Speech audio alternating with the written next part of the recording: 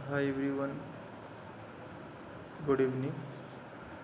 और first of all आज हम आपको principal of inheritance and variation वाले चैप्टर में, जेनेटिक का चैप्टर है, उसको हम क्विक रिवीजन करने के लिए है ना क्विक रिवीजन करा रहे हैं, जिसमें आपको क्या रहेगा कि बहुत ही पिन पॉइंट स्टडी कराएंगे हम, और जल्दी जल्दी रिवाइज भी हो जाएगा आपका और कम टाइम में हो जाएगा। ठीक है, तो इस वीडियो को आप लोग कंटिन्यू करिए। Principle of inheritance and variation, वंशागतियों का विविधता सिद्धांत, वंशागत का विविधता। ठीक है, तो principle of inheritance and variation, genotype उसका क्या होता है, जीन पेयर होता है, तो हम उसके जीन पेयर के बारे में, उसका फिनोटाइप क्या होता है, कैरेक्टर होता है, टॉल है कि डॉर्फ है ना। तो अगर कैपिटल टी होगा तो कैरेक्टर होमोजाइगस होगा। फिनोटाइप रेशियो कैसा होता है, उसका फिनोटाइप क्या हो जाएगा, टाल हो जाएगा। कैपिटल टी होमोजाइगस, कैरेक्टर टाल हो जाएगा। Capital T small T heterozygous, तो कैरेक्टर टाल आएगा। And small T homozygous, phenotypic ratio क्या हो जाएगा, डार्क हो जाएगा। अगर हम जीनोटाइप मतलब जीन पेयर होता है और फिनोटाइप उससे क्या होता है, रिजल्ट होता है। ठीक है, तो इसमें दो चीज़, कैपिटल टी होगा तो homozygous, capital T small T heterozygous, और स्मॉल टी होमोजाइगस डार्क हो जाएगा। तो डोमिनेंट जीन जहाँ पे लिखा हुआ है वहाँ पे हम क्या लिख देंगे, कैपिटल टी। जहाँ पे डोमिनेंट जीन लिखा हुआ है, जहाँ पे डोमिनेंट जीन लिखा हुआ है वहाँ पे हम क्या लिख देंगे, कैपिटल टी लिख देंगे यहाँ पे। ठीक है, और यहाँ पे कैपिटल टी हो जाएगा, और रिसीव जीन यहाँ पे लिखा हुआ वहाँ पे स्मॉल टी हो जाएगा। ठीक है, तो डोमिनेंट जीन कैपिटल टी और रिसीव जीन स्मॉल टी। ठीक है, फिर इसके हमने मेंडल सेलेक्टेड 14 ब्रीडिंग होमोजाइगस की प्लांट वेरिएशन। मेंडल ने 14 ब्रीडिंग मतलब उन्होंने क्या किया कि अपना हाइब्रिडाइजेशन का एक्सपेरिमेंट, जो उन्होंने 7 साल का हाइब्रिडाइजेशन का एक्सपेरिमेंट किया, जिसका टाइम का पीरियड है 1856 से 1856 से लेकर 1863 के बीच उन्होंने अपना टाइम पीरियड रखा। ठीक है, तो 7 साल और उन्होंने 7 एक्सपेरिमेंट किया। ठीक है, और Mendel selected 14 breeding homozygous P plant variation. Garden pea क्या होता है, पाइसम सटाइबम। गार्डन पी का वैज्ञानिक नाम क्या होता है, पाइसम सटाइबम। गिरग्रांड मेंडल हाइब्रिडाइजेशन का एक्सपेरिमेंट 7 ईयर 1856 से 1863 के बीच। ठीक है, इन्होंने 7 कैरेक्टर दिया। कौन कौन से कैरेक्टर दिया, seed shape, seed colour, pot shape, pot colour, flower position and stem height. Seed shape, seed colour, pot shape, pot colour, flower position and stem height. तो इन्होंने क्या, डोमिनेंट ट्रीट और रिसेसिव ट्रीट के बारे में बताया है। ठीक है, तो डोमिनेंट ट्रीट का मतलब होता है होमोजाइगस होगा या तो हेट्रोजाइगस होगा, होमोजाइगस होगा या तो हेट्रोजाइगस कंडीशन होगा, दो कंडीशन होती है। तो सीड शेप कैसा होता है, ये round and wrinkle, dominant trait और रिसेसिव ट्रीट। तो सीड कलर कैसा होता है, round and wrinkle. Seed shape round होता है, गोलाकार होगा, और रिंकल मतलब झुर्रीदार होगा। सीड का कलर कैसा होता है, येलो होगा और ग्रीन होगा सीड का कलर। लेकिन पॉट शेप, फूल मतलब होता है फूला हुआ, और कांस्टेंट मतलब कैसा होता है, सिकुड़ा हुआ। ठीक है, तो फुल एंड कांस्टेंट होगा। पॉट कलर देखो यहाँ पे जहाँ सीड कलर लिखा हुआ है, ये seed colour yellow and green है, और पॉट कलर कैसा होता है, ग्रीन एंड येलो। ठीक है, इसका अपोजिट कर देना है जहाँ पे हाईलाइट लगा हुआ है। तो सीड कलर कैसा होता है, येलो एंड ग्रीन, और पॉट कलर कैसा होता है, ग्रीन एंड येलो। ठीक है, और फ्लावर कलर कैसा होता है, फ्लावर कलर कैसा होता है, वायलेट एंड वाइट, और flower position axial and terminal, and stem height कैसा होता है, टॉल एंड डार्क। एक लंबा हो लंबा एंड बौना हो जाएगा। ठीक है, तुमने 7 करेक्टर दिया था, seed shape, seed colour, pot shape, pot colour, flower position, stem height. Seed shape, seed colour, pot shape, pot colour, flower position and stem height. तो क्वेश्चन कैसे पूछता है इसमें, आपको डोमिनेंट ट्रीट के बारे में आपको याद रखना पड़ेगा, एंड रिसेसिव ट्रीट के बारे में याद करेगा। ठीक है, इससे 3 क्वेश्चन जनरेट होते हैं। पहला तो कहाँ क्या पूछ देगा, मेंडल ने कितने साल काम किया था 1856 से लेके 1863 वाला ये क्वेश्चन। दूसरा, कितने एक्सपेरिमेंट किया था, तो उन्होंने कितने साल काम किया, 7 साल काम किया। ठीक है, फिर एक्सपेरिमेंट के बारे में पूछ दिया, मेंडल सेलेक्टेड 14 कितने ब्रीडिंग, 2 ब्रीडिंग में 14 14 2 ब्रीडिंग के बारे में उन्होंने और कैसा होमोजाइगस पी प्लांट के साथ कराया था। ठीक है, इतना ही क्वेश्चन पूछता है और इसका वैज्ञानिक नाम पूछ देगा। तो पाइसियम सटाइवम हो गया। ठीक है, आगे बढ़ते हैं। इनहेरिटेंस ऑफ वन जीन, इसमें क्या करते हैं, डोमिनेंट ले लेते हैं, डोमिनेंट एंड रिसेसिव ले लेते हैं। तो कैपिटल टी लिया और स्मॉल टी, ठीक है, दोनों ही कैपिटल टी होमोजाइगस और स्मॉल टी वो भी होमोजाइगस, दोनों ही जब होमोजाइगस कंडीशन में है ना, कैपिटल टी जो होगा टाल होगा, स्मॉल टी डार्प होगा, लेकिन रिजल्ट कैसा होता है इसका, होमोजाइगस। तो दोनों को क्या करते हैं हम, टाल होगा डार्प होगा, इनके बीच हम गैमिट लिए। गैमिट कैसे लेते हैं, गैमिट लिए हम, ये देखिए एक स्मॉल टी लिए और एक कैपिटल टी, ये देखिए एक गैमिट लिया हमने और 100% हमने क्या किया, टाल करेक्टर पाया। ठीक है, एक कैपिटल टी और स्मॉल टी में हमने 100% कैसा पाया, 100% हमने वो 100% टाल करेक्टर पाया। और F2 जनरेशन में फिर से हम क्रॉसिंग करा देते हैं तो क्या पाते हैं, 1:1 का रेशियो आ जाता है। F2 जनरेशन में कैसा रेशियो आता है, 1:1 का रेशियो आ जाता है। ठीक है, तो देखिए, तो जीनोटाइप रेशियो कैसा होता है, 1:1 एंड फिनोटाइप रेशियो क्या होता है, 3:1, मतलब 3 करेक्टर ऐसे थे कि टाल आए, एक ऐसा करेक्टर था जो डार्फ हो गया। ठीक है, तो इसका जीनोटाइपिक रेशियो और फिनोटाइपिक रेशियो, जीनोटाइपिक रेशियो 1:1 होता है and inheritance of one gene, है ना, तो इसका आप जीनोटाइपिक एंड फिनोटाइपिक रेशियो याद रखिएगा। ठीक है, फिर हम दूसरी बार क्या करते हैं, इस बार क्या करते हैं, होमोजाइगस हेटेरोजाइगस, वही चीज़ हम कहीं क्रॉस कराया। ठीक है, तो डोमिनेंट और डोमिनेंट की जब हमने क्रॉस कराते हैं तो क्या बनता है, capital T small T, capital T small T करा तो 100% हमें हाइब्रिड, F1 जनरेशन में 100% हमें हाइब्रिड मिला। और फिर से वही हेटेरोजाइगस कंडीशन में देखिए, कैपिटल टी स्मॉल टी के बीच हमने क्रॉस कराया, है ना, तो क्या मिल गया, सेल्फिंग कराया तो क्या F2 जनरेशन में 50% हाइब्रिड एंड 50% कैसे थे, 50% हाइब्रिड थे और 50% स्मॉल साइज के थे। तो हमें कैसा कैरेक्टर मिल जाता है, 50% टाल एंड 50% डार्क मिल गया। ठीक है, तो यहाँ पे क्या F1 जनरेशन 100% हाइब्रिड मिले, लेकिन F2 जनरेशन में कितने 50% हमें हाइब्रिड प्राप्त हुआ। ठीक है, तो जीनोटाइप रेशियो क्या बताया था, 1:1 का मतलब होता है, एक सेकंड हम बता रहे हैं, इसी हमने लिख दिया नीचे,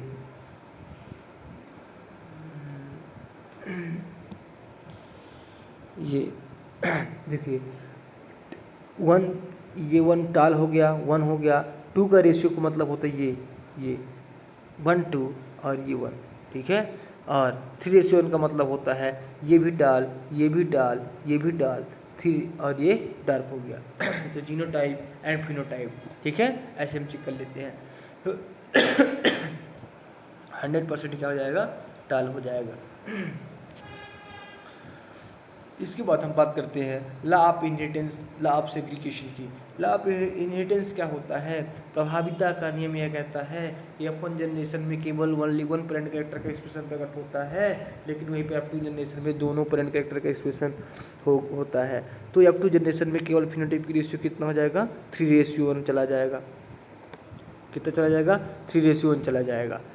तो लॉ ऑफ डोमिनेंस, प्रभाविता का नियम कहता है F1 जनरेशन में केवल ओनली 1 पेरेंट कैरेक्टर का एक्सप्रेशन प्रकट होता है, वहीं पे F2 जनरेशन में दोनों पेरेंट कैरेक्टर का एक्सप्रेशन प्रकट होता है। तो F2 जनरेशन का फिनोटाइपिक रेशियो 3:1 आया। ठीक है, क्योंकि दोनों पेरेंट क्या करते हैं, अपना एक्सप्रेशन करने लगते हैं। तो ये होगा law of dominance. Law of segregation का मतलब होता है पृथक्करण का नियम। पृथक्करण का मतलब होता है अलग अलग कर देना। ठीक है, तो गैमेट बनते समय पेयर ऑफ एलील्स, मतलब उसके जीन के दोनों एलील एक दूसरे से अलग अलग हो जाते हैं। गैमेट बनते समय पेयर ऑफ एलील के दोनों एलील एक दूसरे से क्या हो जाते हैं, अलग अलग हो जाते हैं। एलील के pair segregate from each other. तो गैमेट बनते समय क्या होता है, जैसे गैमेट हमने बनाया कैपिटल टी, ठीक है, और स्मॉल टी का, तो ये दोनों क्या हो जाएंगे, 50% इधर, 50% इधर, 50% इधर, 50% इधर, तो ये सब क्या हो जाएंगे, दोनों एक दूसरे के अलग अलग हो जाएंगे। ठीक है, क्या हो जाएंगे दोनों के, ये अलग अलग हो जाएंगे। देखिए यहाँ पे अलग अलग हुआ कि नहीं हुआ, यही होता है law of segregation. Law of segregation, law of segregation यही कहलाता है कि गैमेट बनते समय ये देखिए अलग अलग हुआ, 50% ये, 50% इसका, 50% इसका, 50% इसका। तो लॉ ऑफ सेग्रीगेशन का मतलब होता है अलग अलग अलग अलग। तो गैमेट बनते समय पेयर ऑफ एलील्स के मतलब उसके जीन के दोनों एलील एक दूसरे से अलग अलग हो जाते हैं। ये क्या कहलाता है, law of segregation. Law of segregation. Test cross क्या कहलाता है, जब किसी डोमिनेंट फिनोटाइप, हमने आपको बता चुका कि फिनोटाइप क्या होता है और जीनोटाइप उसका कैरेक्टर होता है, ठीक है। तो जहाँ पे phenotype and genotype, phenotype and genotype, तो फिनोटाइप जहाँ पे लिखा हुआ है वहाँ पे टाल करेक्टर लिख देंगे, ठीक है। और जहाँ पे जीनोटाइप लिखा हुआ है वहाँ पे कैपिटल टी स्मॉल टी, है ना, ये वाला आ जाएगा। तो जब किसी डोमिनेंट फिनोटाइप का जीनोटाइप अननोन होता है, या तो वह होमोजाइगस है या तो हेटेरोजाइगस है, उस अननोन जीनोटाइप का फिनोटाइप का पता लगाने के लिए, हम क्या कर देते हैं, अननोन जीनोटाइप पता लगाने के लिए टेस्ट क्रॉस किया जाता है। किसके, होमोजाइगस रिसेसिव के साथ हम क्रॉस करा के चेक कर लेते हैं। होमोजाइगस रिसेसिव के साथ हम क्रॉस करा के चेक कर लेते हैं। तो हमें क्या मिलता है, अगर कैपिटल टी और स्मॉल टी के साथ हमने अगर क्रॉस कराया तो हमें 100% वॉयलेट कलर मिला कि नहीं मिला, 100% वॉयलेट कलर मिला। और वहीं पे होमोजाइगस रिसीव के साथ कराते हैं तो 100% में वॉयलेट कलर मिला, एंड हेटेरोजाइगस रिसीव के साथ हम कराते हैं तो 50% वॉयलेट एंड 50% वाइट मिला, ठीक है। तो टेस्ट क्लास क्या कहता है, जब किसी डोमिनेंट फिनोटाइप का जीनोटाइप अननोन हो, या तो होमोजाइगस हो या तो हेटेरोजाइगस हो, तो उस अननोन जीनोटाइप का पता लगाने के लिए हम क्या करते हैं, टेस्ट क्लास करते हैं। टेस्ट क्रॉस किया जाता है, अर्थात होमोजाइगस रिसेसिव प्लांट के साथ हम क्रॉस करा देते हैं। तो इसका मतलब क्या होता है, अगर कैपिटल टी है होमोजाइगस कंडीशन, और स्मॉल टी है तो होमोजाइगस रिसीव के साथ कराएंगे तो हमें 100% क्या मिल जाएगा, वॉयलेट कलर मिल गया। वहीं पे हेटेरोजाइगस रिसीव के साथ कराएंगे तो 50% वॉयलेट एंड 50% वाइट मिल जाएगा। यदि दूसरी चीज़ हम कहना चाह रहे हैं, यदि 100% वॉयलेट मिलता है, इसका मतलब होता है नॉन जीनोटाइप को होमोजाइगस होगा। यदि 50% वॉयलेट एंड 50% वाइट मिलता है, 50% वॉयलेट एंड 50% वाइट मिलता है, इसका मतलब अननोन जीनोटाइप कैसा हो जाएगा, हेटेरोजाइगस हो जाएगा। कैसा हो जाएगा, हेटेरोजाइगस हो जाएगा। तो रिजल्ट कहता है यदि 100% वॉयलेट मिलता है तो अननोन जीनोटाइप होमोजाइगस होगा, और यदि 50% वॉयलेट एंड 50% वाइट मिलता है, इसका मतलब होता है अननोन जो जीनोटाइप था वो कैसा होगा, हेटेरोजाइगस हो जाएगा, हेटेरोजाइगस हो जाएगा, ठीक है। तो इनकम्प्लीट डोमिनेंस, तीन चीज़ हमने आपको पढ़ा दिया, ठीक है। क्या क्या मैंने आपको पढ़ा दिया, law of dominance, law of segregation and test cross के बारे में आपको बता दिया, ठीक है। अब हम बता रहे हैं अब क्या अगला पढ़ाव में क्या बोलता है, इनकम्प्लीट डोमिनेंस, अपूर्ण प्रभाविता के बारे में, ठीक है। इस एग्जाम्पल क्या होता है, एग्जाम्पल महा इंपॉर्टेंट बेटा, Snapdragon, antirrhinum and a flower, ठीक है। किसी भी कंडीशन में ये बहुत ज़रूरी है। इसका एग्जाम्पल जो है Snapdragon, antirrhinum and a flower, इसका एग्जाम्पल होता है। इसकी सबसे बड़ी वास्तविकता होती है कि जीनोटिपिक एंड फिनोटिपिक रेशियो 1:1 होता है।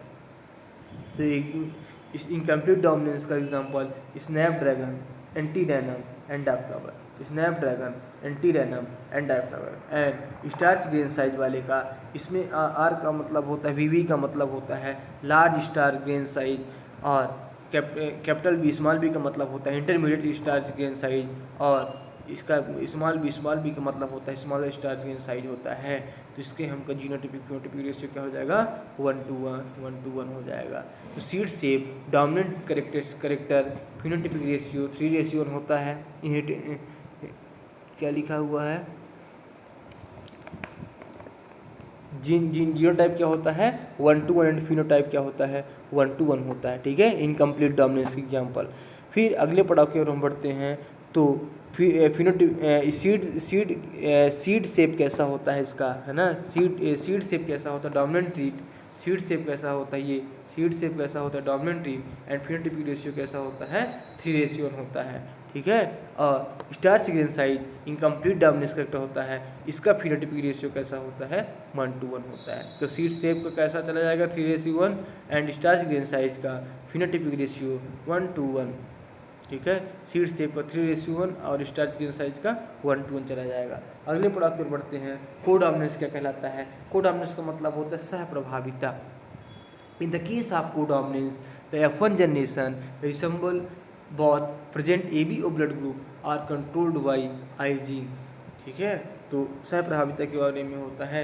AB क्या होता है, एक भी किसका एग्जाम्पल होता है, कोडॉमिनेंस का एग्जाम्पल होता है, ठीक है। तो ब्लड ग्रुप का नाम आपको बता चुके हैं बेटा कि ब्लड ग्रुप का नाम हम किसके नाम पे रखते हैं, ब्लड ग्रुप का नाम एंटीजन के नाम में रखते हैं, और एंटीजन के अपोजिट एंटीबॉडी बनता है, ठीक है। ब्लड ग्रुप का नाम एंटीजन के नाम में रखते हैं और एंटीजन के अपोजिट एंटीबॉडी बनता है। अब देखिए, अगर किसी का ब्लड ग्रुप ए है तो ब्लड ग्रुप का नाम एंटीजन के नाम में, तो अगर ब्लड ग्रुप ए है तो एंटीजन भी ए हो जाएगा। अगर ब्लड ग्रुप बी है तो इसका भी बी हो जाएगा एंटीजन, और अगर ए बी है तो ए बी हो जाएगा, और नील है, जीरो है तो नील हो जाएगा। तो ब्लड ग्रुप का नाम एंटीजन के नाम में हमने रखा, ए है तो ए, बी है तो बी, ए बी है तो ए बी, कुछ नहीं है तो नील, ठीक है।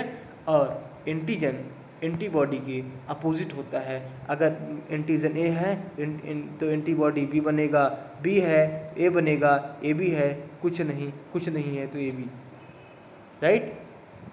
तो एंटीजन की अपोजिट क्या चला जाएगा, एंटीबॉडी हो जाएगा। जीनोटाइपिक की बात करते हैं। जीनोटाइपिक रेशियो के आई डोमिनेंट एंड आई डोमिनेंट, और ए बी के बदले में क्या होता है, कोडोमिनेंट। किसका एग्जाम्पल होता है, ये कोडोमिनेंस का होता है। और आई का मतलब होता है रेसेसिव, ठीक है। आई का मतलब क्या हो जाता है, रेसेसिव होता है। बात क्लियर हुआ। इन चीज़ों का ध्यान रखना है ना कि ब्लड ग्रुप का नाम एंटीजन के नाम में रखना पड़ता है, एंटीजन के अपोजिट एंटीबॉडी होती है, और ऊपर के दो डोमिनेंट ए बी क्या होता है, कोडोमिनेंस होता है, और जीरो वाला क्या हो जाएगा, रेसेसिव हो जाएगा। आगे बढ़ते हैं। तो ब्लड ग्रुप में जीन एक होता है, एलील हमने बताया था, आई 3 होता है। जीनोटाइप 6 प्रकार के होते हैं, आई एंड IAIB एंड II, ठीक है। और फिनोटाइप 4 प्रकार के होते हैं, AB एंड 0, ठीक है। 4 प्रकार के होते हैं, ठीक है। तो एक क्वेश्चन रहता है, जीनोटाइप का पता करने का फार्मूला भी हम लोग को बताया था। अगर किसी एलील में यदि 4 प्रकार के एलील होते हैं तो कितने टाइप के जीनोटाइप बनेंगे, ठीक है। तो जितना रहेगा उसमें से हम माइनस करते चले जाएंगे। यदि 4 प्रकार के एलील हैं तो 10 प्रकार के अमीनो एसिड बनेंगे। वो कैसे, अगर 4 प्रकार के एलील हैं, क्वेश्चन कहता है कितने प्रकार के अमीनो एसिड बनेंगे, तो देखिए 4 हो गया, 3 हो गया, 2 हो गया, 1 हो गया, 4 3 7 2 9 1 10, ऐसे ये वाला क्वेश्चन सॉल्व करेंगे, है ना। यदि 4 प्रकार के एलील हैं 10 प्रकार के अमीनो एसिड बनेंगे। ये 3 प्रकार के हैं, 3 2 5 1 6 प्रकार के अमीनो एसिड बनेंगे, है ना। तो जितना रहता है, जितना क्वेश्चन कहे उससे अपने को अपोजिट की ओर चल देना है। अब हम explanation of the concept of dominance के बारे में पढ़ाते हैं आपको। जीन से एलील, एलील से डीएनए से एमआरएनए से प्रोटीन से एंजाइम बनता है ना। तो explanation of the concept of dominance कि जीन के मिलने से एलील जब बना तो डीएनए का निर्माण किया, डीएनए से एमआरएनए बना, एमआरएनए से प्रोटीन बना, और प्रोटीन क्या करता है, प्रोटीन से एंजाइम हो जाता है, ठीक है। यहाँ तक की सिंथेसिस चलती रहेगी, ठीक है। और normal gene allele produce normal enzyme, यह एंजाइम सबस्ट्रेस को ट्रांसफर करता है, ट्रांसफॉर्मेशन करता है, ठीक है। एंजाइम क्या करता है, सबस्ट्रेस को ट्रांसफॉर्मेशन करता है। बेटा हम आपको एक कहानी बताने जा रहे हैं, हम आपको कहानी बताने जा रहे हैं, सुनते रहिए।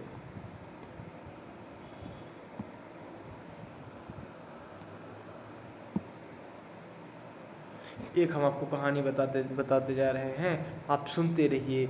हमने आपको क्या बताया कि एंजाइम और सबस्टेंस के बारे में, एंजाइम और सबस्टेंस के बारे में, है ना, सबस्ट्रेट के बारे में। एंजाइम हो गए हम और सबस्ट्रेट हो गए आप, ठीक है। एंजाइम और सबस्ट्रेट की दोस्ती होती है तो दोनों क्या बन जाते हैं, जैसे हमारा कोचिंग है और आप आए, है ना, तो हम एंजाइम हैं, आप आए कि सर हमें नीट का तैयारी करना है, पे ठीक है, स्वागत है, वेलकम।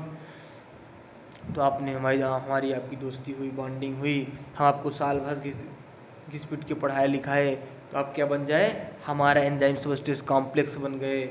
और जैसे ही आप कॉम्प्लेक्स बने तो हम कॉम्प्लेक्स को किस में चेंज कर दिया, प्रोडक्ट में चेंज कर दिया। और जब हम आपको पढ़ाया लिखाया तब हमारा कॉम्प्लेक्स थे, और जैसे ही आपका सिलेक्शन होता है नीट में तो आप एंजाइम प्रोडक्ट कॉम्प्लेक्स बने।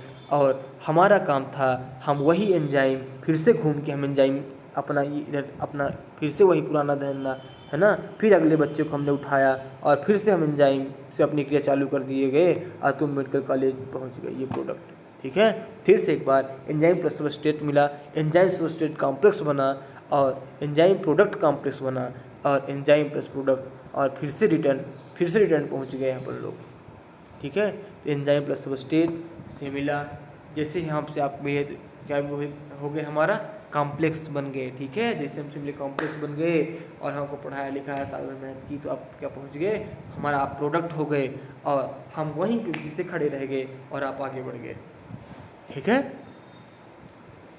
और मॉडिफिकेशन जीन क्या करता है, मॉडिफिकेशन जीन क्या करता है,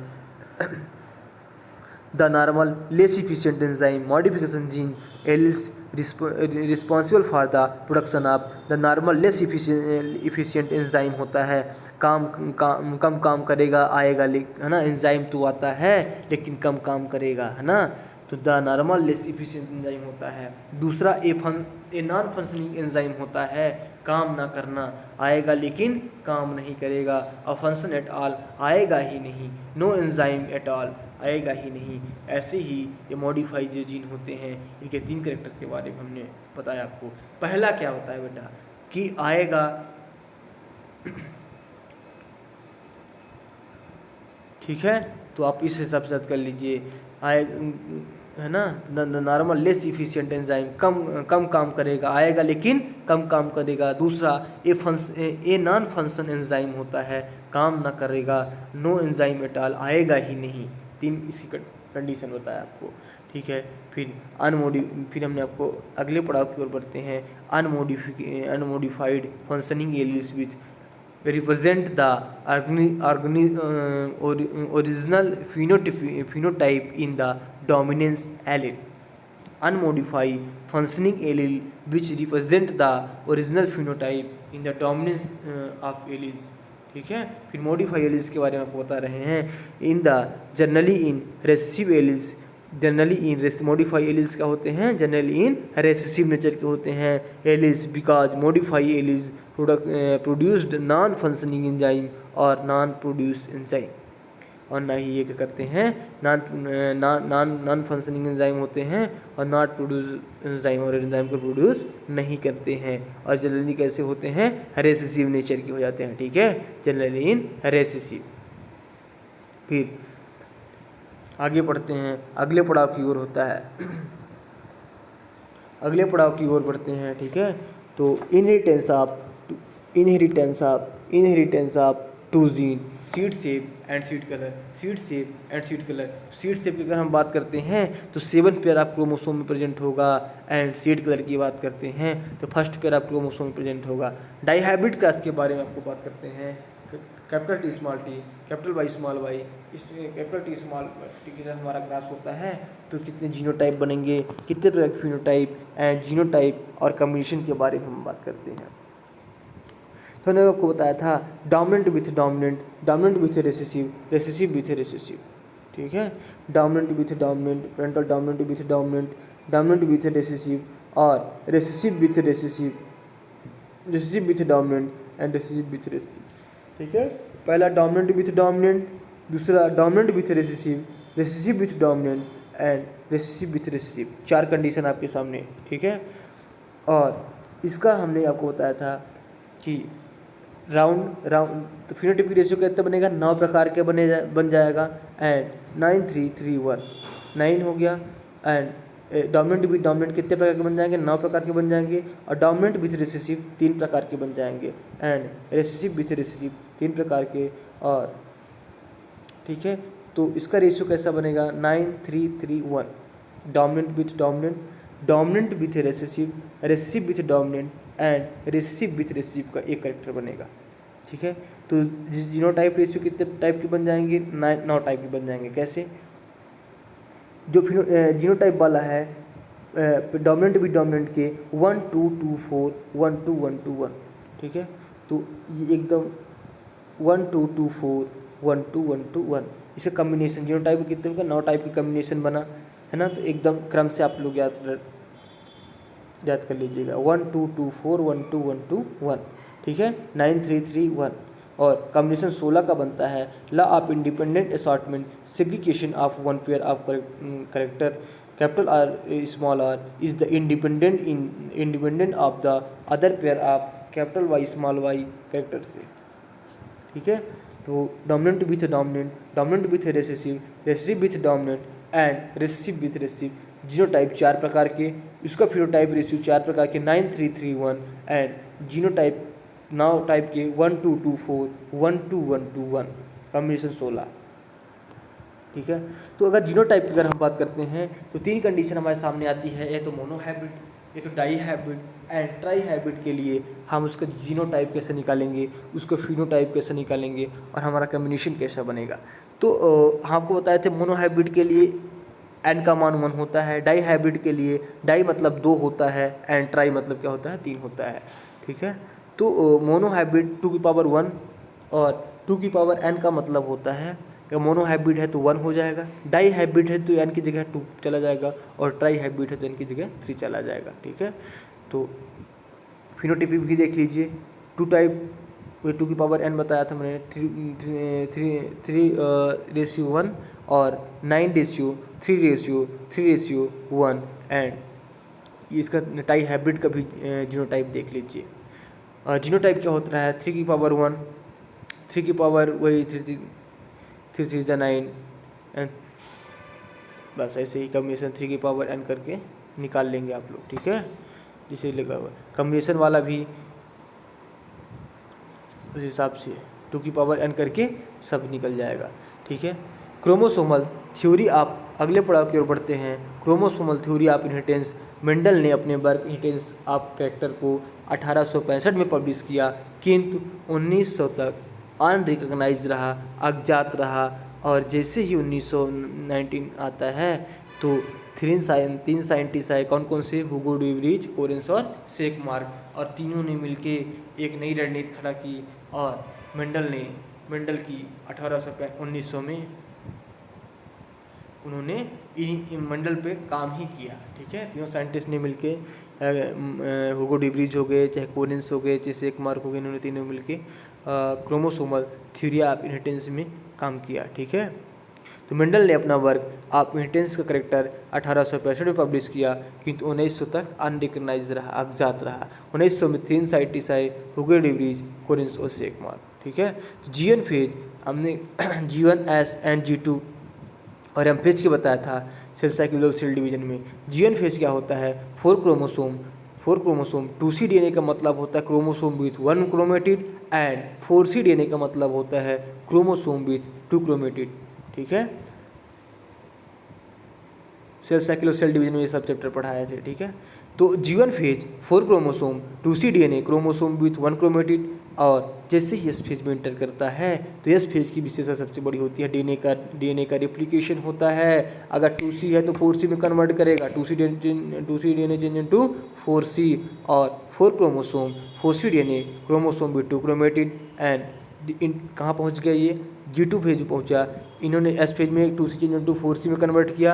अब यहाँ से सारा का सारा 4C DNA की हम बात करेंगे, 4C DNA chromosome with 2 chromatid G2 phase में आया। यहाँ भी 4 chromosome 4C DNA chromosome with 2 chromatid, और हम आपको बता दें कि कहाँ पे चेंज होता है, M फेज के, जब हम एना फेज सेकंड में, मतलब एना फेज जो फर्स्ट में होता है तो क्या हो जाता है, डिप्लाइड चेंज इनटू हैप्लाइड। क्या होता है डिप्लॉइड चेंज इनटू हैप्लॉइड हो जाता है। क्रोमोसोम इक्वेटर में कलेक्ट हुआ एम फेज के फर्स्ट में, क्रोमोसोम म्योसिस फर्स्ट हुई, G2 फेज के बाद म्योसिस फर्स्ट हुई, एनाफेज फर्स्ट में क्रोमोसोम इक्वेटर पे में कलेक्ट हुआ और डिप्लॉइड चेंज इनटू हैप्लॉइड हुआ।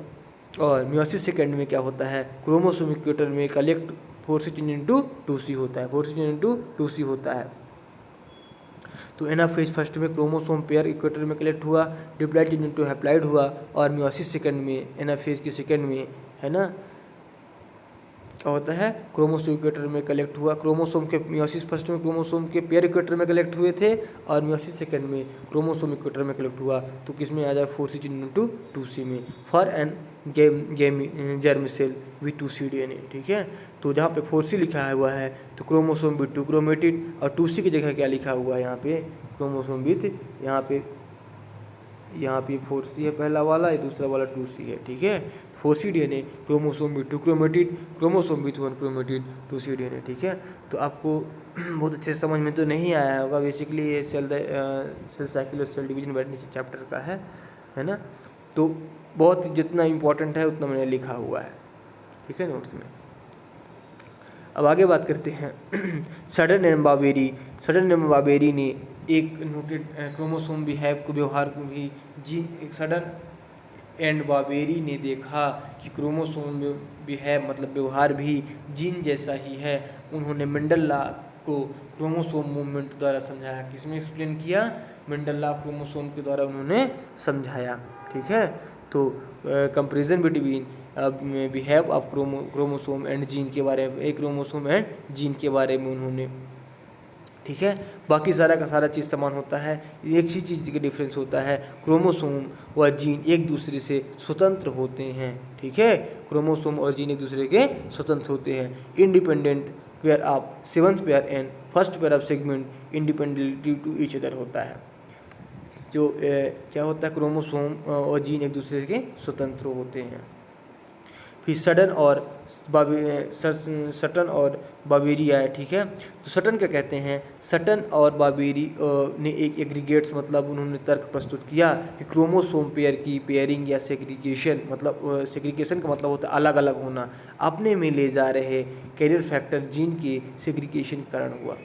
तो सडन साहब क्या कहते हैं, सडन और बाबेरी ने एक एग्रीगेट उन्होंने प्रस्तुत किया है ना कि क्रोमोसोम की जो पेयर का जो सेग्रीगेशन होता है वो किसके कारण हो रहा है, अपने में से ले जा रहे जीन के सेग्रीगेशन के कारण इनका हुआ। ठीक है, और सडन ने क्रोमोसोमल के सेग्रीगेशन नॉलेज को मेंडेलियन जो प्रिंसिपल उन्होंने दिया था उसके साथ क्रोमोसोमल थ्योरी ऑफ इनहेरिटेंस दिया।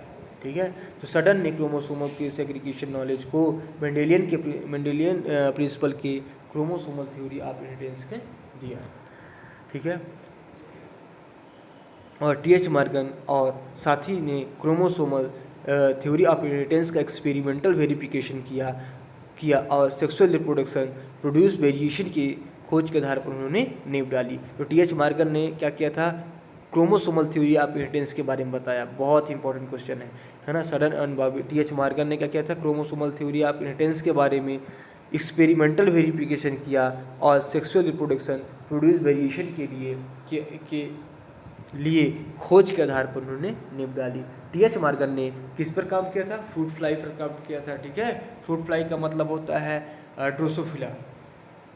ड्रोसोफिला मेलेंजेस्टर पर वर्क किया, जो कि ऐसे स्टूडेंट के लिए सूटेबल पाई जाती है क्योंकि वहाँ पे जो लेबोरेटरी होती है, प्रयोगशाला होती है, उनमें उनको सिंथेसिस मीडियम में आसानी से हम ग्रो करा सकते हैं, है ना। सबसे बड़ा बेसिक रीजन होता है उन्हें हम आसानी से ग्रो करा सकते हैं। और they complete their life cycle in about 2 weeks, और उनकी जो कंप्लीट लाइफ साइकिल होती है ना, तो हम 2 वीक के अंदर हम कंप्लीट करा लेते हैं ड्रोसोफिला का। और एक single meeting could produce a large number of progeny, मतलब एक सिंगल मीटिंग करा देते हैं जिससे हमें बहुत असंख्य संख्या में हमें लार्ज नंबर ऑफ प्रोजेनी संतानें प्राप्त होती हैं।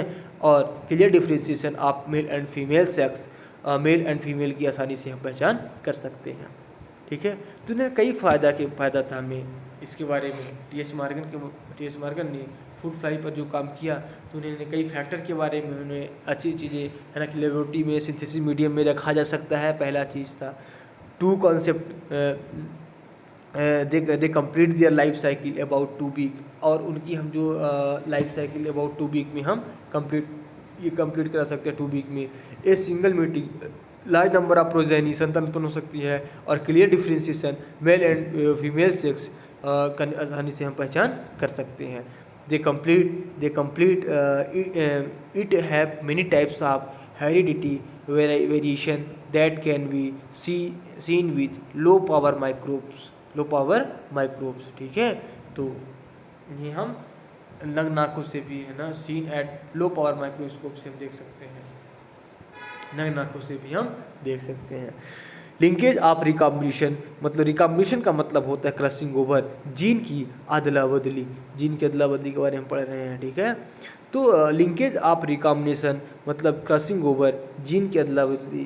ठीक है, तो सेक्स लिंक्ड जीन की स्टडी के लिए टी.एच. मॉर्गन ने डाइहाइब्रिड में कई डाइहाइब्रिड क्रॉस किए जो मेंडल द्वारा पी प्लांट में डाइहाइब्रिड क्रॉस के सामान थे, है ना। जो 6 लिंक्ड जीन की स्टडी के लिए टी.एच. मॉर्गन ने ड्रोसोफिला पर कई डाइहाइब्रिड क्रॉस किए, वो किसके समान थे? वो डाइहाइब्रिड क्रॉस के समान थे, है ना।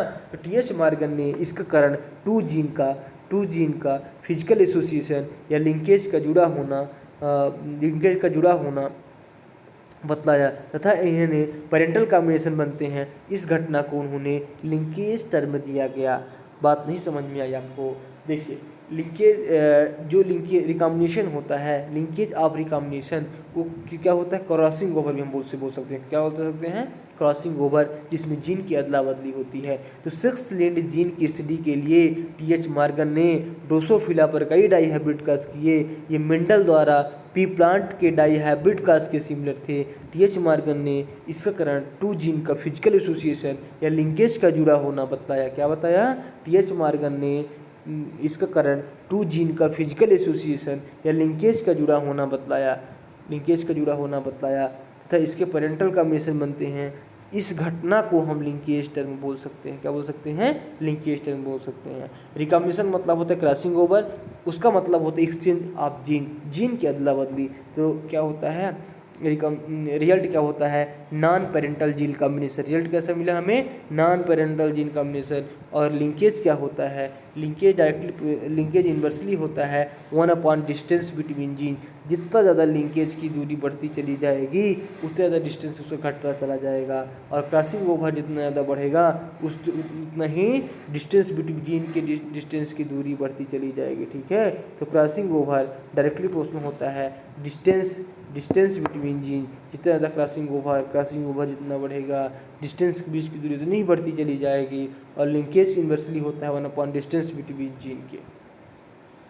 ठीक है, तो जितना ज़्यादा लिंकेज बढ़ेगा उस डिस्टेंस बिटवीन जीन के डिस्टेंस के बीच की दूरी कम होती चली जाएगी। ये देखिए, है ना, जितना ज़्यादा क्या बढ़ रहा है? डिस्टेंस बढ़ रहा है। लिंकेज बताया ना आपको, लिंकेज क्या कर रहा है? लिंकेज डिस्टेंस बिटवीन जीन के डिस्टेंस के बीच की दूरी, लिंकेज बढ़ रहा है तो उसके बीच की दूरी कम होती चली जा रही है ना। तो very tightly linked, so some gene very tightly linked, so very low recombination, है ना। जितना ज़्यादा रिकॉम्बिनेशन कम होता चला जा रहा है ना, तो वेरी टाइटली लिंक्ड है तो उसका क्या होगा? रिकॉम्बिनेशन वेरी लो होगा। एंड विथ लूजली लिंक्ड है तो उसका रिकॉम्बिनेशन कैसा चला जाएगा? ये देखो, जो अगर लूजली लिंक्ड है तो उसका रिकॉम्बिनेशन हाई रिकॉम्बिनेशन हो जाएगा। ठीक है, तो इसके मेल एंड फीमेल। ठीक है, तो इन्होंने एक्सपेरिमेंट किया। Yellow body white eye brown body red आई। Yellow body white eye brown body red आई ने उन्हें F1 जनरेशन में सेल्फिंग कराई, है ना।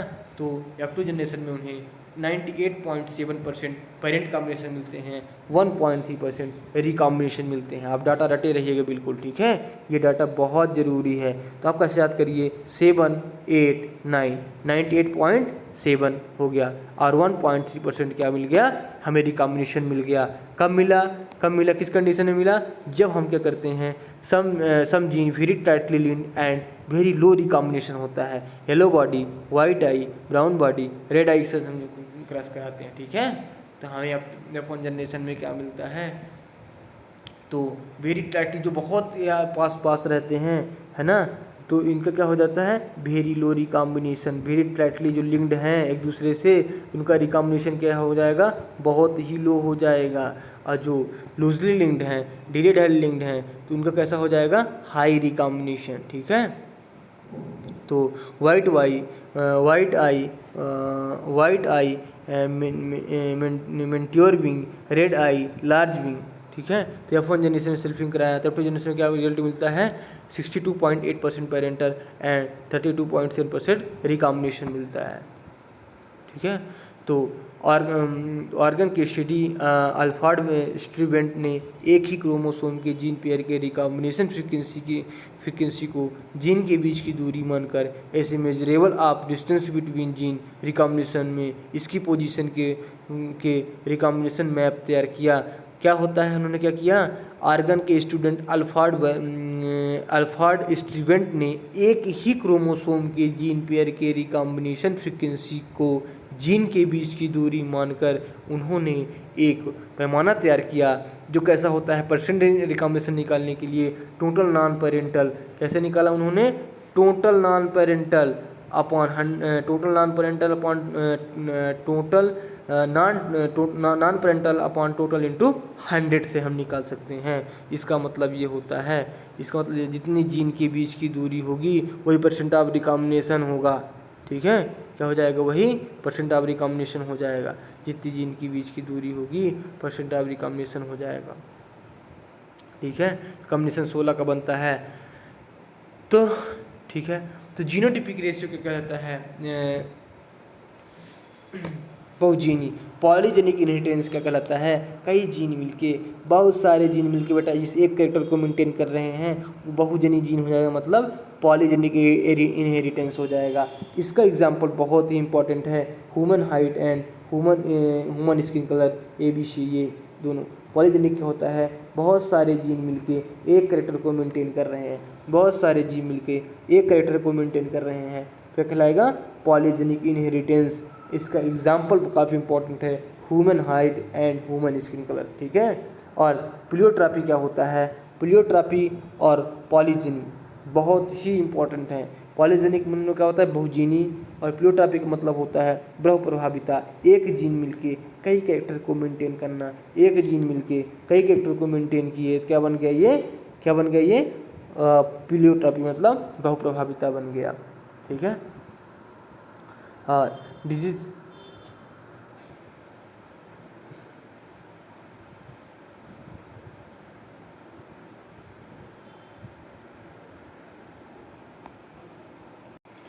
तो अगर क्या हो जाएगा, क्या हो जाएगा बेटा, फिनाइल कीटोन्यूरिया इन ह्यूमन, क्या हो जाएगा, फिनाइल कीटोन्यूरिया इन ह्यूमन हो जाएगा। तो डिजीज़ क्या हो जाएगी, फिनाइल कीटोन्यूरिया इन ह्यूमन में मेंटल रिटार्डेशन हो जाएगा उस व्यक्ति को, मेंटल रिटार्डेशन, मंद बुद्धि का, रिडक्शन ऑफ हेयर, सर का बाल का घटना, एंड स्किन पिगमेंट, क्या हो जाएगा, स्किन पिगमेंट हो जाएगा। ठीक है, तो mental retardation, reduction in hair, skin pigment, सर के बाल का घटना। ठीक है, तो डिजीज़ होती है फिनाइल कीटोन्यूरिया इन ह्यूमन, जिस व्यक्ति को फिनाइल कीटोन्यूरिया ह्यूमन हो जाएगा, क्या हो जाएगा, सेक्स डिटर्मिनेशन, लिंग का निर्धारण कैसे करते हैं। 1981 में हैकिंग ने कुछ इंसेक्ट ग्रासहोपर को में देखा कि इसमें मेल में दो टाइप के स्पर्म थे, एग्जाम्पल मेल और female, and sex determination Y कौन करता है, तो ग्रासहोपर का मेल 20+X होता है, फीमेल 20+XX, वाई मेल कौन करता है, इसका मेल करता है, कौन निर्धारण करता है, मेल निर्धारण करता है। ठीक है, ये मेल निर्धारण किया। और ड्रोसोफिला का 6+XY, 6+XX वाई मेल। ठीक है, और ह्यूमंस का 44+XY, 23 पेयर में क्रोमोसोम होते हैं। ठीक है, ह्यूमन में तो 44+XY plus 44+XX by mail determination करता है, लेकिन बर्ड में क्या होता है, ZZ एंड ZW, है ना, बाई फीमेल करता है। ये क्वेश्चन 2-3 बार पूछ चुका है ये वाला। बर्ड्स का ZZ ZW बाई फीमेल करता है, और क्या करता है, हनी बी में एन हैप्लाइड बाई पार्शियल जेसिस, मतलब ड्रोन एसेक्सुअल होता है, डिप्लॉयड क्या होता है, क्यून, वर्कर हनी बी। ठीक है, फर्टिलाइजेशन करती है, सेक्सुअल करती है। बाई टाइप्स ऑफ रिप्रोडक्शन क्या होता है, by types of reproduction, by types of reproduction के हानि भी क्या होता है पार्थेनोजेनेसिस एंड और क्या होता है डिप्लाइड, हप्लाइड और डिप्लाइड के बीच हो जाएगा। तो बाई टाइप्स ऑफ रिप्रोडक्शन जिस प्रकार का है ना रिप्रोडक्शन के आधार पर हम लिंग का निर्धारण करेंगे। याद हो गया, 3 चीज़ का मेल करता है। समान वाले हमें नहीं याद करना है ना, हमें दो का याद रखना है। बर्ड का पूछ लेगा बाई फीमेल करता है और हनी बी का बाई टाइप्स ऑफ रिप्रोडक्शन करता है। अब आगे बात करते हैं sickle cell anaemia, thalassaemia, phenylketonuria, बहुत सारी डिजीज पढ़ना है बेटा। तो क्या होता है सिकल सेल एनीमिया, दांत्र कोशिका अरवक्तता। एच का मतलब होता है नॉर्मल, एच का मतलब नॉर्मल बट कैरियर, एच का मतलब होता है डिजीजर, सिकल सेल एनीमिया। और रिजल्ट क्या मिलता है रेसेसिव डिजीज होती है, ऑटोसोमल रेसेसिव, ऑटोसोमल रेसेसिव। आपको बताना है कि ऑटोसोमल क्या होता है, रेसेसिव क्या होता है, ठीक है, सब चीज़ बताएंगे, सब चीज़ बताना भी है, ठीक है। तो क्रोमोसोम से जीन से डीएनए, डीएनए से क्या बनता है एमआरएनए, एमआरएनए से प्रोटीन से करेक्टर आता है ना। तो क्रोमोसोम से क्या बनता है बेटा जीन, और जैसे जीन बनेगा डीएनए आएगा, और डीएनए से एमआरएनए का फॉर्मेशन होगा, देन प्रोटीन, और उसके बाद करेक्टर आ जाएगा। तो बेटा कैसा कि इसको बीमारी हो गई सिकल सेल एनीमिया, थैलेसीमिया। तो देखो नॉर्मल हीमोग्लोबिन रहता है, जीनोटाइप सीटीसी, टेम्पलेट हीमोग्लोबिन का यहाँ पे क्या करता है हीमोग्लोबिन का बीटा चैन का 6वां अमीनो एसिड ग्लूटामिक एसिड की जगह क्या हो जाता है बेलिन आ जाता है। तो आरबीसी क्या होती है बाइकॉन्केव शेप की जगह क्या हो जाती है हंसियाकार हो जाती है। तो हीमो या पहले कोडिंग करते हैं टेम्पलेट से कोडिंग बनता है। तो जीएजी की जगह क्या हो जाता है देखो यहाँ पे जहाँ पे जीएजी है जीएजी की जगह क्या हो जाएगा जीयूजी हो जाएगा। जीएजी है ना mRNA like the coding, mRNA like the coding, ठीक है। तो एमआरएनए कैसा बना है कोडिंग के समान बनेगा, लेकिन है ना जीएजी की जगह क्या हो जाता है यहाँ पे ये कोडिंग जीयूजी आ गया है। एक सेकंड ये देखो जीएजी की जगह क्या हो गया है जीयूजी हो गया है, ठीक है। तो इन्होंने क्या बताया है कि हीमोग्लोबिन के बीटा चैन का 6वां एमिनो एसिड ग्लूटामिक एसिड की जगह क्या जाता है ये ग्लूटामिक एसिड की जगह क्या जाता है ये बेलिन हो जाता है, ठीक है। हीमोग्लोबिन 6वां एमिनो एसिड ग्लूटामिक एसिड क्या हो जाएगा बेलिन हो जाएगा। जीएजी की जगह क्या जाता है जीयूजी हो जाता है। आरबीसी कैसी होती है बाइकॉन्केव शेप होती है ना, तो कैसी हो जाती है हंसियाकार की हो जाती है। कैसी हो जाती है हंसियाकार की हो जाती है, ठीक है। नॉर्मल से कैसी हो जाएगी सिकल सेल एनीमिया, है ना। तो कहाँ से क्या हो रहा कुछ भी नहीं आपको उतना कि आपको इतना बस पता रहना चाहिए कि बीटा चैन का 6वां इम्यूनो एसिड ग्लूटामिक एसिड की जगह क्या पहुंच जाएगा बेलिन हो जाएगा। कलर कोडिंग है ना P बराबर AG P बराबर TC। ये आपको तो पता ही होगा कहाँ पे डबल बॉन्ड लगाते हैं कहाँ ट्रिपल बॉन्ड बनाते हैं, इतना तो सब पता ही होगा। P बराबर AG मैंने बताया था और P बराबर TC। P बराबर क्या बताया था मैंने AG और P बराबर क्या बताया था TC, ठीक है। एडेनिन और थाइमिन के बीच डबल बॉन्ड और गुआनिन और साइटोसिन के बीच क्या बताया था मैंने ट्रिपल बॉन्ड, ठीक है। यहीं पे ये चीज़ किया हुआ है, ठीक है। तो जहाँ पे हाँ एडेनिन गुआनिन है एडेनिन थाइमिन डबल बॉन्ड और जहाँ पे गुआनिन साइटोसिन है तो ट्रिपल बॉन्ड लगा हुआ है, ठीक है। तो नॉन कोडिंग स्ट्रेन था, ठीक है। तो कोडिंग स्ट्रेन बन गया, ठीक है। तो एमआरएनए लाइक द कोडिंग, जैसा एमआरएनए रहेगा तो कोडिंग के समान ही रहता है, ठीक है। तो वहीं पे जीएजी की जगह जीयूजी हो जीएजी होना चाहिए, तो थाइमिन क्या यूरिसी लग गया, ठीक है। तो यहाँ पे क्या हुआ थाइमिन की जगह जो थाइमिन था ये वाला तो यहाँ पे यूरिसी लग गया ये, ठीक है। ताकि आना चाहिए जीएजी आना चाहिए, ठीक है, जीयूजी हो गया इसलिए। तो आप बता दीजिएगा, है ना, रीज़न आपको मैंने बता दिया है। तो अभी इसका हाफ हो गया है ना, और 8 पेज और बचे हुए हैं इसके अभी। बहुत बड़ा चैप्टर है बेटा, बहुत बड़ा चैप्टर ये। तो है ना आप लोग इसको पढ़िए और बहुत ही मन लगा के पढ़िए। जितनी भी हाईलाइट की चीज़ें हैं पूरा अभी जब तक तो नीट का आप इसको पढ़िए, पढ़ने के बाद आप क्वेश्चन लगाइए, बेहिचक क्वेश्चन लगाइए, एक भी क्वेश्चन ऐसा नहीं होगा बेटा आपका रुकेगा, है ना। सब पूरा क्वेश्चन आपको सॉल्व हो जाएगा। और इस वक्त आप नीट का ही प्रीवियस ईयर क्वेश्चन लगाते रहिए, प्रैक्टिस करते रहिए, एक एक घंटे का हमारा चैप्टर का ये वीडियो देखते रहिए, है ना। चीज़ें आपको जब एक बार सुनेंगे, 2 बार सुनेंगे, 3 बार सुनेंगे, तो बेटा मास्टर के टीचर के पढ़ाने से चीज़ें ज़्यादा याद होती है। अपने से बार बार पढ़ते रहिए, भूलते रहिए, लेकिन अब टीचर बताता है ना, तो आपको चीज़ें कई बार, है ना, वो आपको पेपर टाइम में ज़रूर निकाल आती रहेंगी। तो आप इसे पढ़िए, और अगर वीडियो पसंद आया आपको तो लाइक करिए, चैनल को सब्सक्राइब करिए, है ना। दोस्तों के साथ भी आप साझा कर सकते हैं, नो डाउट। ठीक है, thanks all of you and carry on.